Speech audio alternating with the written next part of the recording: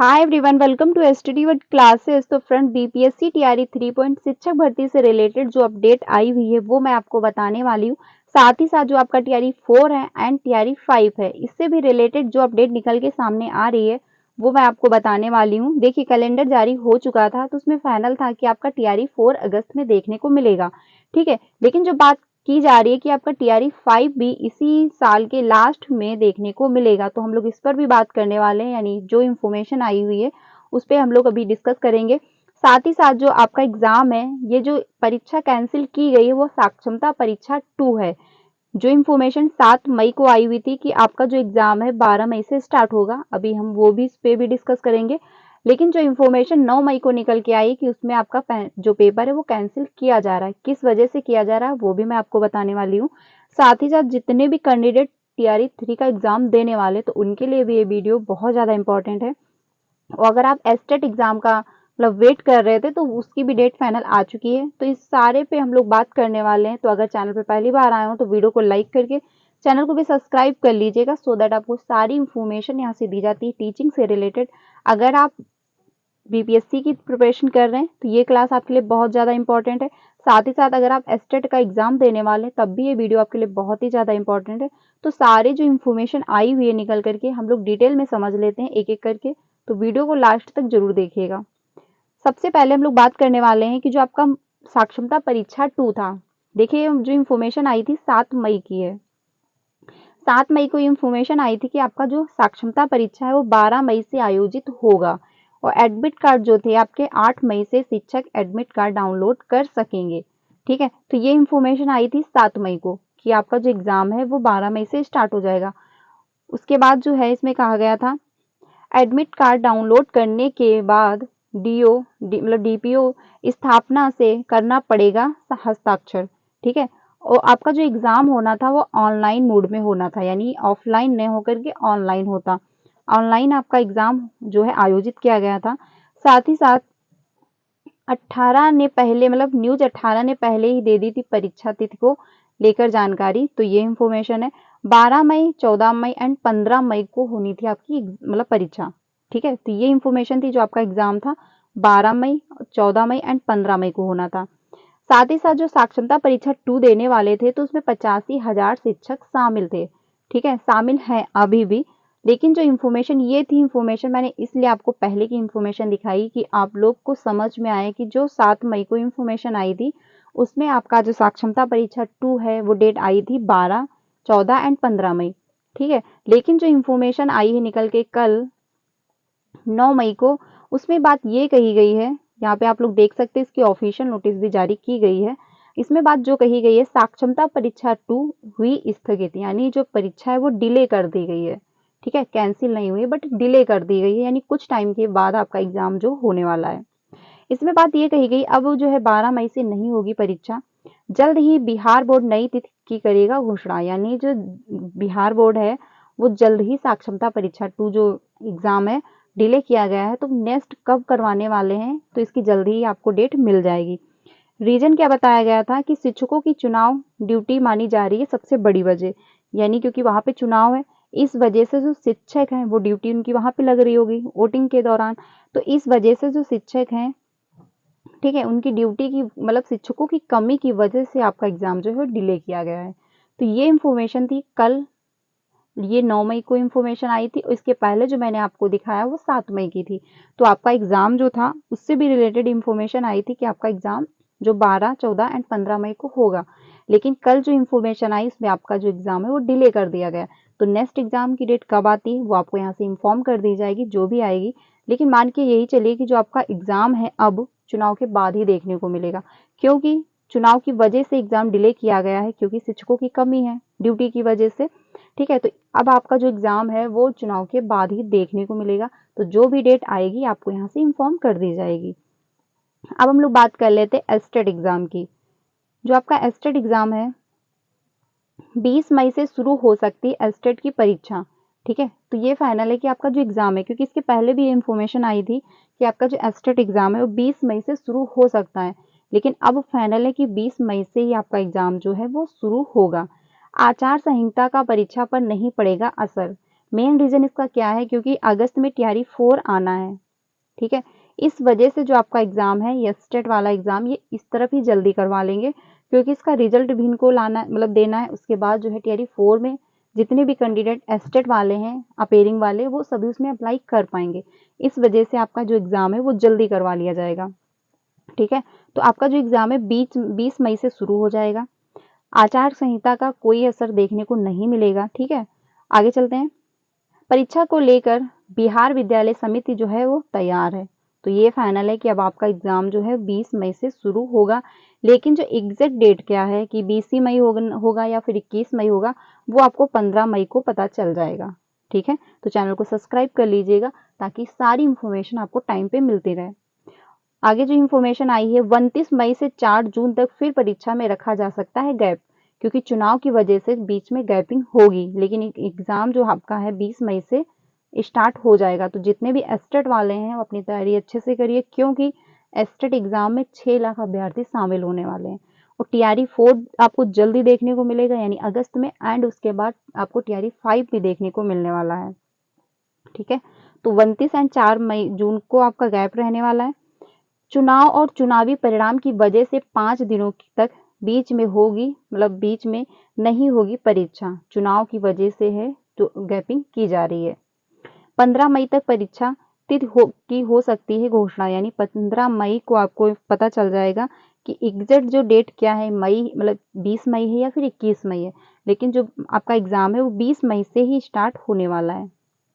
तो ये ध्यान रखिएगा, आपका जो एग्ज़ाम है वो 20 मई से स्टार्ट होगा, लेकिन आपका जो है एग्जैक्ट डेट, यानी आपका जो एडमिट कार्ड हुआ या फिर आपका जो भी इंफॉर्मेशन आएगी डेट से रिलेटेड, वो आपको 15 मई को पता चल जाएगी कि हाँ ये डेट एग्जैक्ट है कि कौन सी डेट को आपका एस्टेट एग्ज़ाम होगा, ठीक है। लेकिन जो अभी तक है वो 20 मई से ही स्टार्ट होने वाला है। इसमें जो है 6 लाख अभ्यर्थी शामिल होने वाले हैं एस्टेट में।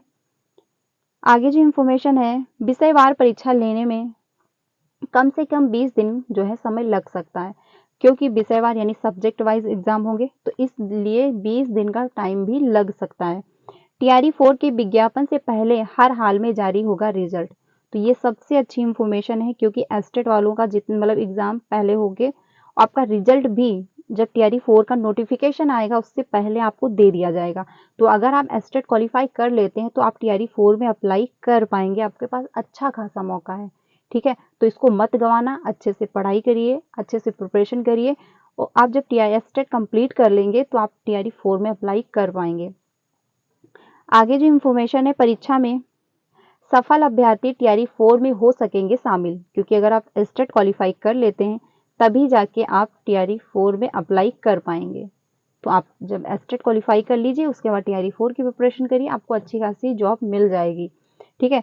वहीं पे जो इन्फॉर्मेशन आई, साल के अंत तक टीआरई 5 लेने का भी शिक्षा विभाग और आयोग का है लक्ष्य, यानी आपको इसी मतलब ईयर के लास्ट तक आपको टीआरई 5 भी देखने को मिलेगा। तो वैकेंसी आपको अच्छी खासी देखने को मिलेगी बिहार में, आप लोग अच्छे से प्रिपरेशन करिए। लेकिन इसमें मौका किसको दिया जाएगा, देखिए सबसे पहले तो आपका टीआरई 4 जो है एंड टीआरई 5 जो है, इसमें सीटेट वाले जो 2024 7 जुलाई को एग्जाम देने वाले हैं उनको मौका मिलेगा, जो क्वालिफाई कर लेंगे। साथ ही साथ एस्टेट वाले जितने भी कैंडिडेट हैं जो मई में एग्जाम देने वाले हैं, इनको मौका मिलेगा।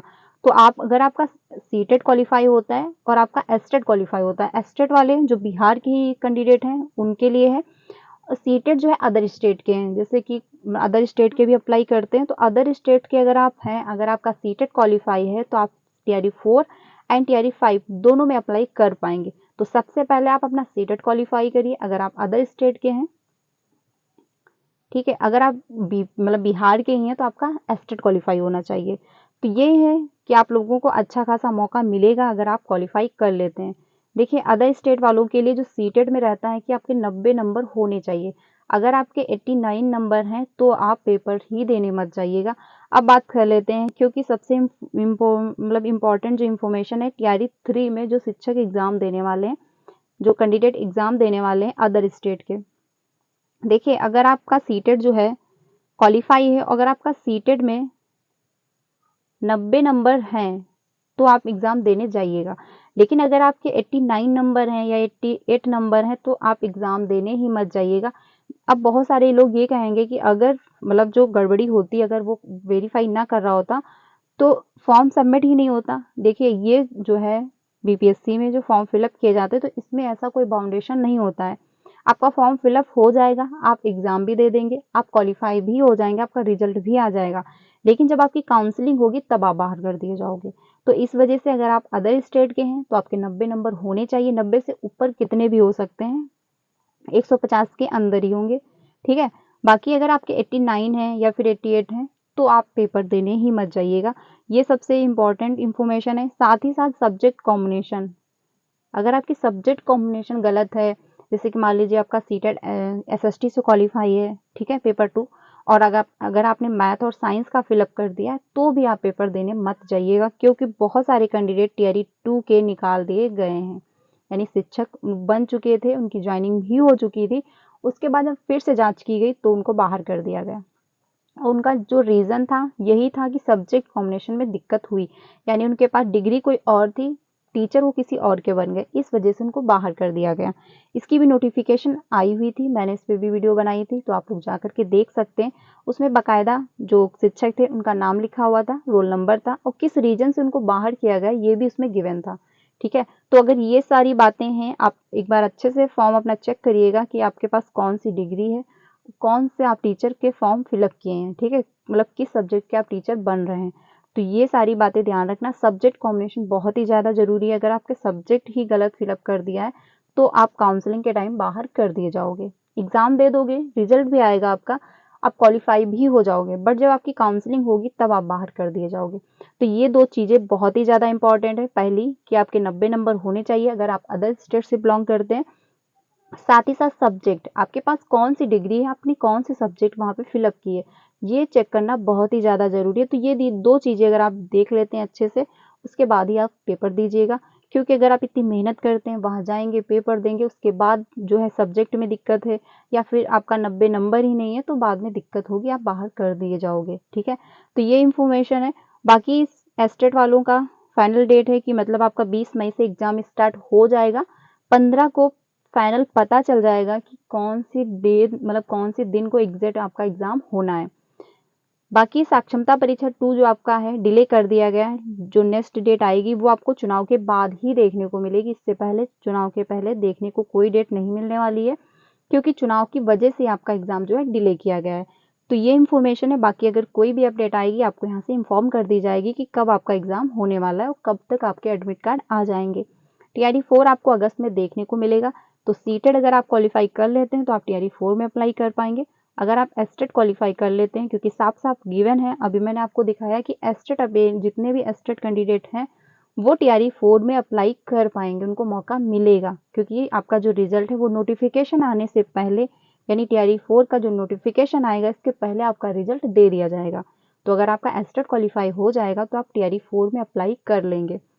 साथ ही साथ अगर अदर स्टेट के हैं, उनका अगर सीटेट क्वालिफाई हो जाता है, क्योंकि 7 जुलाई को आपका एग्जाम है और 20 से 25 दिन में आपका रिजल्ट आ जाता है, ठीक है, तो आप टीआरई 4 में भी अप्लाई कर लेंगे। बाकी आपका टीआरई 4 लास्ट के, मतलब इस साल के लास्ट तक भी देखने को मिलने वाला, तो आपको अच्छी खासी वैकेंसी देखने को मिलेंगी।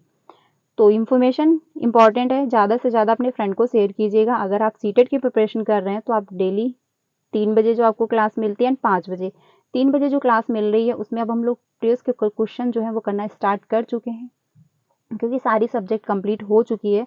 साथ ही साथ जो 5 बजे क्लास होती है उसमें हम लोग एसएसटी डिस्कस कर रहे हैं। तो अगर आप पेपर 2 की प्रिपरेशन कर रहे हैं तो 5 बजे वाली क्लास ज्वाइन करिएगा एंड 3 बजे वाली भी क्लास ज्वाइन करिएगा, क्योंकि उसमें सीडीपी हो गया, आपका हिंदी हो गया, वो सेम रहता है, ठीक है, पेपर 1 हो या पेपर 2 हो। अगर आप बीपीएससी की प्रिपरेशन कर रहे हैं तो डेली 2 बजे जो क्लास मिलती है उसको आप लोग ज्वाइन करिएगा। उसमें हम लोग एससीईआरटी सीरीज डिस्कस कर रहे हैं, चैप्टर वाइज अच्छे से प्रॉपर तरीके से, साथ ही साथ प्रीवियस के क्वेश्चन भी कर रहे हैं। तो आपका जीके जीएस जो है वो 2 बजे वाली क्लास से अच्छे से कंप्लीट हो जाएगा, तो आप लोग ज्वाइन कर सकते हैं। बाकी कोई भी अपडेट आएगी यहाँ से आपको बता दी जाएगी। वीडियो अच्छी लगी हो तो उसको लाइक करिएगा एंड ज़्यादा से ज़्यादा अपने फ्रेंड को शेयर कीजिएगा जो भी एस्टेट का एग्जाम देने वाले हैं। साथ ही साथ जो भी शिक्षक साक्षरता परीक्षा 2 देने वाले थे उनको भी इन्फॉर्म कर दीजिएगा, क्योंकि उनका जो एग्जाम है वो डिले कर दिया गया है। बाकी जो भी डेट आएगी आपको यहाँ से इन्फॉर्म कर दी जाएगी। तो मिलते हैं नेक्स्ट वीडियो में। Thank you.